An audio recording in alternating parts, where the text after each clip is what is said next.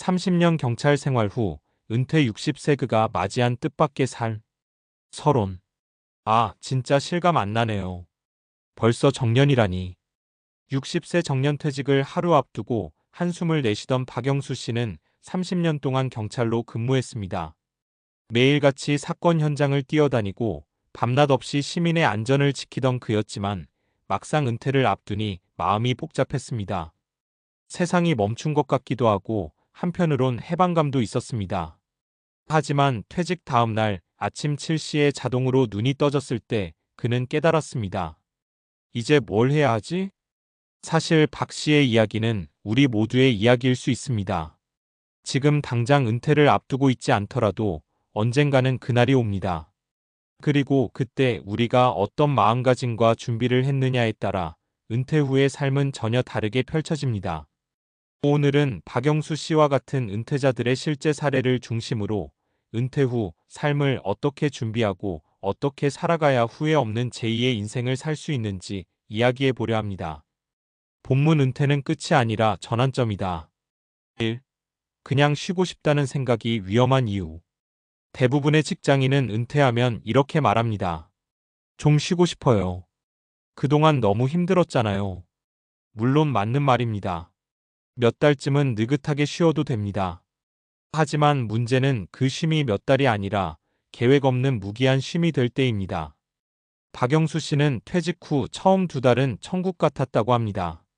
늦잠 자고 아내랑 여행도 다니고 손주들이 오면 놀아주고 그런데 3달째 되던 어느 날 소파에 앉아 TV를 보다가 멍하니 이런 생각이 들었답니다.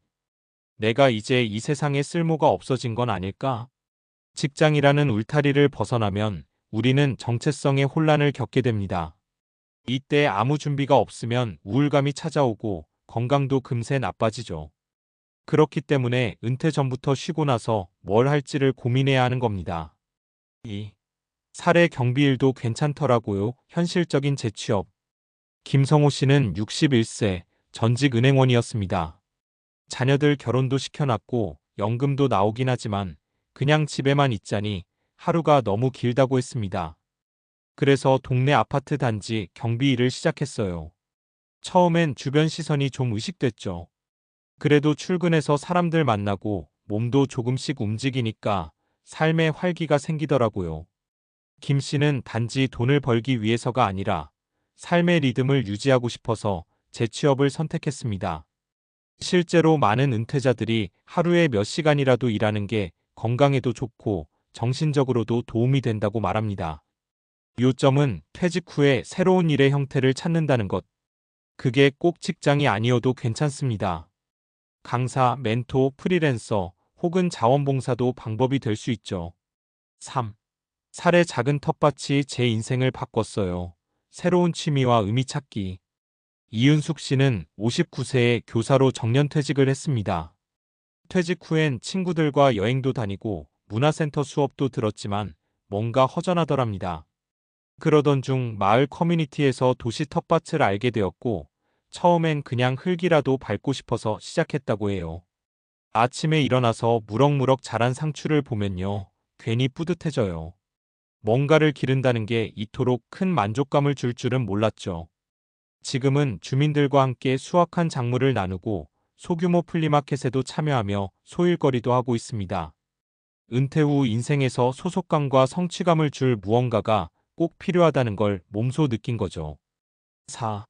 사례 카페는 실패했지만 안 해봤으면 후회했을 거예요. 도전과 실패도 자산이다. 정용택 씨는 경찰 생활을 은퇴한 후 오랜 꿈이던 카페 창업에 도전했습니다. 처음엔 인테리어부터 메뉴까지 직접 꾸미며 의욕이 넘쳤지만 현실은 쉽지 않았습니다. 손님이 잘 안 오고 관리도 어려웠죠. 결국 1년 반 만에 정리했습니다. 하지만 정 씨는 이렇게 말합니다. 실패는 했지만 해보고 나니까 후련해요. 그냥 퇴직하고 집에만 있었으면 평생 그때 카페라도 해볼 거라고 후회했을 거예요. 이처럼 은퇴 후에 새로운 도전을 하는 건 결과와 상관없이 삶의 만족도에 큰 영향을 미칩니다. 중요한 건 결과보다 과정에서 얻는 경험입니다. 마무리 계획된 은퇴가 인생을 바꾼다. 은퇴는 끝이 아닙니다. 재임하기 시작입니다. 그동안 달려온 인생 3040년을 뒤로하고 이제는 스스로 삶의 방향을 설정할 수 있는 시간이죠. 문제는 그 시간을 막연하게 흘려보낼 수 없다는 겁니다. 그래서 은퇴 전에 반드시 생각해봐야 할 질문들을 남겨드립니다. 나는 은퇴 후 어떤 삶을 살고 싶은가? 경제적으로 얼마나 준비되어 있는가? 건강은 어떻게 관리할 것인가? 하루를 어떻게 보낼 것인가? 새로운 인간관계를 어떻게 만들어갈 것인가? 박영수 씨는 경찰로 일할 땐 하루가 모자랐다고 합니다. 하지만 은퇴 후엔 하루가 너무 길다고 말했죠. 지금은요? 동네 작은 체육관에서 유소년 태권도 교육 봉사를 하며 제2의 사명을 찾았다고 합니다. 돈도 안 받고 가르치지만 애들한테 관장님 소리 들으면 그게 행복이에요. 결국 은퇴 후 삶의 질은 어떻게 준비했느냐에 달려 있습니다. 당신은 어떤 은퇴를 준비하고 있나요? 왜 은퇴 후 정신 건강과 사회적 연결망이 중요한가? 은퇴는 단순히 일을 그만두는 것을 넘어 우리의 정체성과 생활 방식에 큰 변화를 가져오는 사건입니다. 이에 따라 정신 건강이 위협받을 수 있는데 특히 우울증, 고독감, 무기력증 등이 흔하게 나타납니다. 과학적 연구도 이를 뒷받침합니다. 예를 들어 미국 심리학 헤어 메러컨 사이컬라지컬 어소시에이션의 연구에 따르면 은퇴 후 사회적 고립은 치매 위험을 50% 이상 증가시키고 우울증 발생률도 크게 높인다고 보고되고 있습니다. 이는 뇌 활동과 신경가소성에 영향을 주는 중요한 요인으로 사회적 교류와 정신적 자극이 뇌 건강 유지에 필수적임을 보여줍니다. 구체적인 근거와 메커니즘. 사회적 관계는 뇌를 활성화한다. 인간은 본래 사회적 동물입니다. 다양한 사람과의 교류는 뇌의 여러 영역을 활성화해 신경세포 연결망을 튼튼하게 합니다. 이런 신경가소성의 NeuroPLASTICITY은 노화 방지에 핵심적 역할을 하죠. 정신 건강과 신체 건강은 밀접하게 연결되어 있다.